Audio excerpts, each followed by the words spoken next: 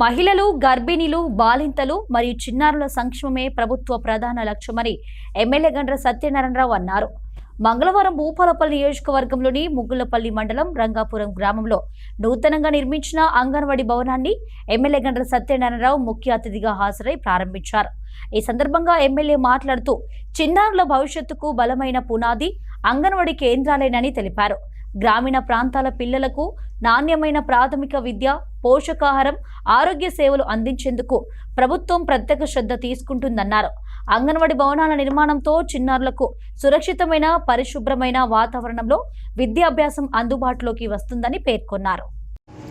5 అంగన్వాడీ సెంటర్లు ఉండగా మొదటగా ఈరోజు 99 రోజుల ప్రణాళికలో భాగంగా అంగన్వాడీ భవనము ఈరోజు ప్రారంభించుకోవడం జరిగింది.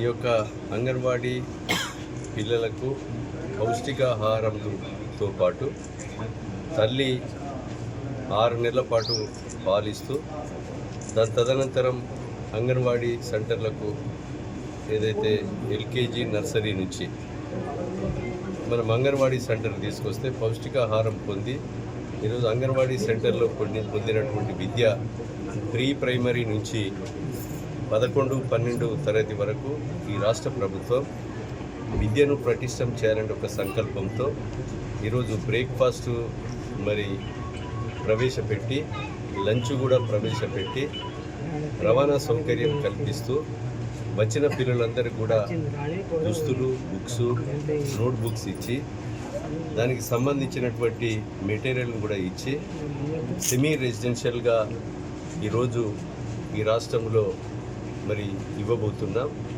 అదేవిధంగా గురుకులాలను కూడా పటిష్టం చేయాలనేటువంటి ఒక ఆలోచనతో మిడ్ ఛార్జీలు పెంచి 200% కాస్మెటిక్ ఛార్జీలు కూడా పిల్లల ఖర్చుల కొరకు పెంచి విద్యను మంచి ఒక తల్లిదండ్రుల నమ్మకాన్ని వమ్ము చేయకుండా మంచి ఒక విద్యావంతులుగా తీర్చిదిద్దాలనే ఒక లక్ష్యంతో ఈరోజు గురుకులాలను, అదేవిధంగా నియోజకవర్గానికి ఒకటి ఇంటిగ్రేటెడ్ ఇంటర్నేషనల్ స్కూల్ 200 కోట్లతో ప్రతి నియోజకవర్గానికి ఈ రాష్ట్ర ప్రభుత్వం గౌరవ ముఖ్యమంత్రి రేవంత్ రెడ్డి గారు ఇవ్వడం జరిగింది. కనుక విద్యను అందిపుచ్చుకొని బడుగు బలహీన వర్గాలు, అట్టడుగున అనగారినటువంటి పేద పిల్లలు చదువుకొని విద్యావంతులు కావాలని